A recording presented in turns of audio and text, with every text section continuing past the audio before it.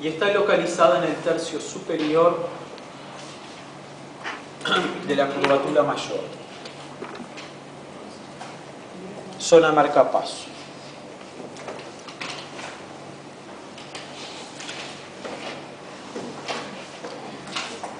Cuando llega el alimento al estómago, esta zona marcapaso descarga un potencial que hace que todo el estómago se contraiga y que el píloro se contraiga para quedar cerrado.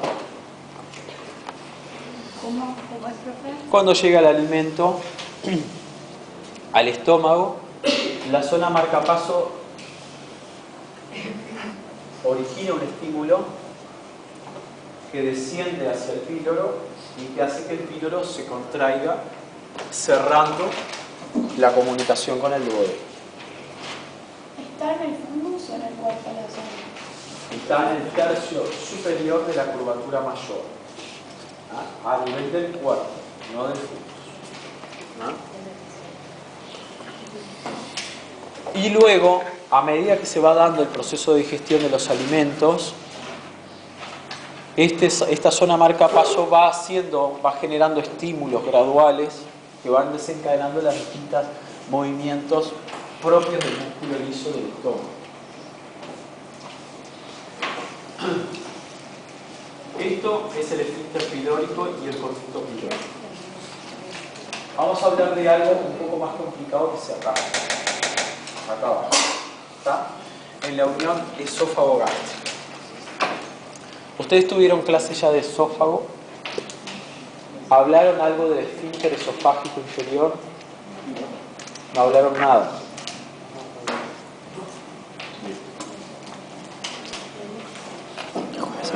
¿Vieron muy poquito de esófago? Dejó de sacar. ¿Puede pasar el esófago gástrico? El esófago Sí, tiene un sector que queda incluido en el abdomen una vez que atraviesa el diafragma. La tenemos cuando atraviesa el diafragma.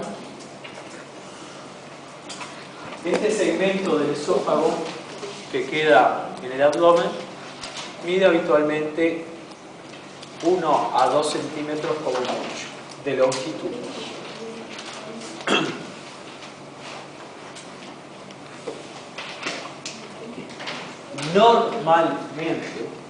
Normalmente, esta unión entre el esófago y el estómago tiene que estar en el abdomen. No puede estar en el tórax. ¿Ah? En algunas personas está en el tórax y eso no está bien. ¿Ah? Desde hace mucho tiempo se observó, sobre todo desde que se empezaron a utilizar los métodos que son métodos manométricos, donde los gastroenterólogos colocaban un fibrogastroscopio en el esófago del paciente, lo colocaban e iban con ese fibro, iban midiendo la presión que había dentro de la cavidad del esófago a medida que iban descendiendo. Y veían que acá, en el esófago abdominal, había una zona donde la presión era muy intensa y mantenía a que esa zona estuviera cerrada en reposo. A esa zona la llamaron zonas de altas presiones, mediante la sigla ZAP, zona de altas presiones del esófago. Vieron que la presión, ahí no importa mucho la cifra, oscilaba entre 14 y 34 milímetros de mercurio, y que en reposo, en ayunas, mantenía a este sector del esófago cerrado. Esas son unas cosas que diferencia el esófago, a este sector del esófago con el píloro.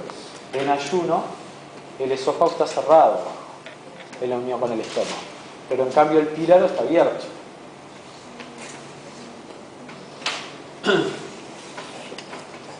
Cuando viene descendiendo el bolo alimenticio por el esófago, se desencadena un estímulo nervioso que hace que este esfínter se abra, o que esta zona de altas presiones se abra.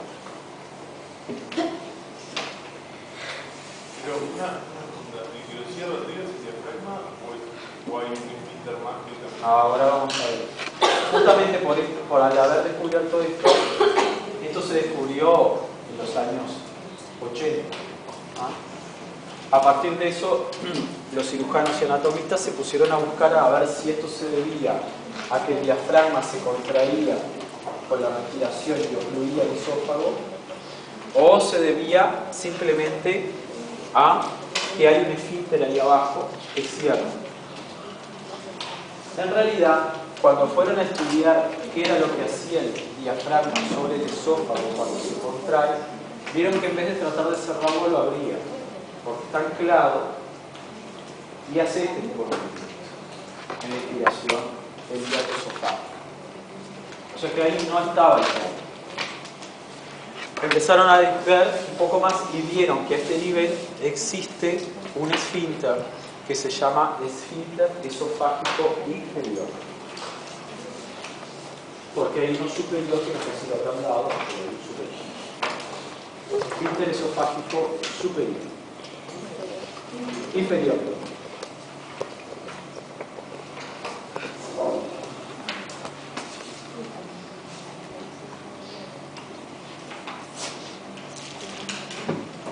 Este esfínter esofágico inferior, descubierto por una cirujana británica, en el grado 5, mujer, Newman Meister, se llama, está formado por dos componentes.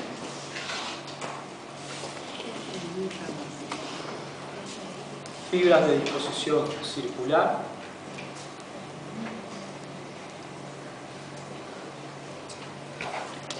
que en reposo, cuando estamos en ayuno, están cerradas, y otra serie de fibras que están dispuestas así. Perdón.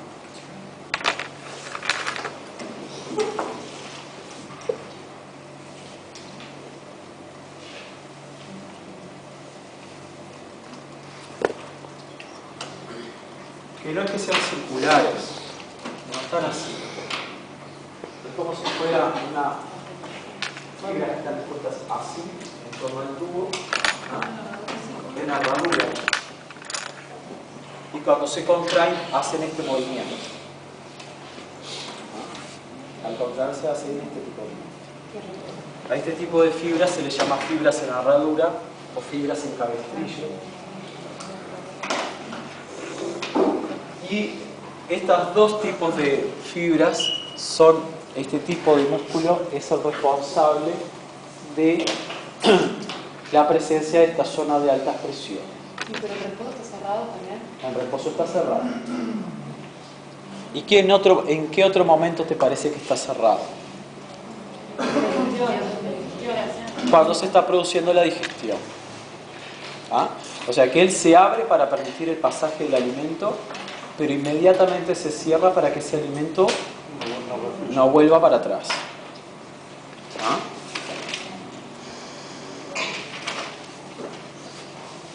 Todos hemos tenido episodios de reflujo, todos. En algún momento de la vida todos tuvimos. Sobre todo si comimos mucho y después nos acostamos a dormir o a mirar la televisión o lo que sea, tenemos reflujo. ¿Ah? Entonces, el reflujo es normal. Se termina transformando en patológico cuando aumenta su frecuencia y se hace en posición de pie. ¿Ah?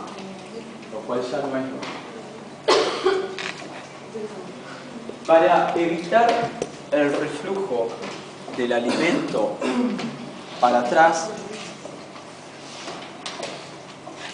no solamente tenemos al esfínter, existen varios componentes que ayudan a evitar el reflujo.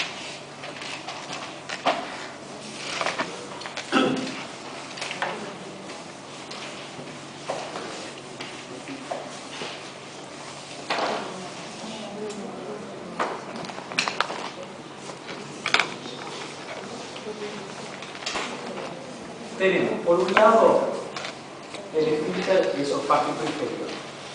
¿Ah?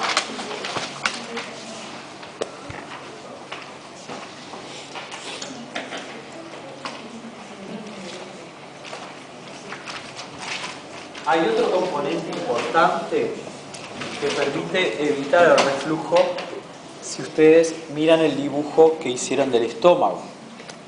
Es ese ángulo que se forma entre el esófago y el estómago, que cuanto más marcado y cerrado es ese ángulo, más evitamos el reflujo.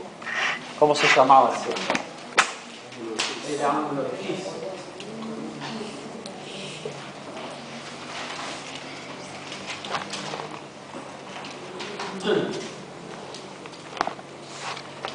El diafragma prácticamente no tiene ningún papel en evitar el reflujo gástrico, gastroesofágico.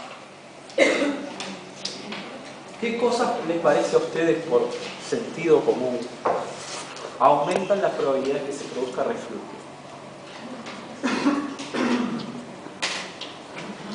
Pensemos en el estómago. Pensemos en la cantidad de volumen que tiene el estómago. Cuanto más volumen tenga, ¿qué pasa? Más difícil contenerlo. O sea que una cosa que se le va a pedir al paciente que sufre de reflujo, que es que haga comidas pequeñas, frecuentes, pero que no haga comidas demasiado copiosas, que haga comidas frecuentes, pero de no grandes ingestas. Y que evite lo que es más común que hacen todos los pacientes, que son las grandes ingestas nocturnas. Personas que trabajan todo el día, llegan de noche a la casa, se comen todo de noche y se reposan. Esa es la típica de todos nosotros. ¿No? Es la peor hora de comer, además, porque es la hora que más se metaboliza todo a grasa. La hora donde se metaboliza todo menos a grasas es en el desayuno. Pero normalmente el esófago tiene, por su propia fisiología, un mecanismo propio que utiliza para evitar el reflujo, que se llama aclaramiento esofágico o clearing esofágico.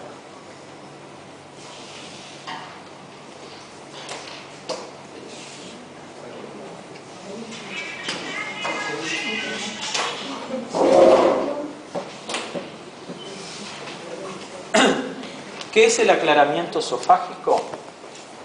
Es una serie de contracciones o movimientos periódicos que tiene el esófago,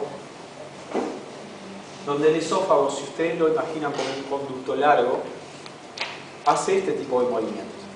Las fibras musculares en el esófago tienen una característica muy particular, no están así.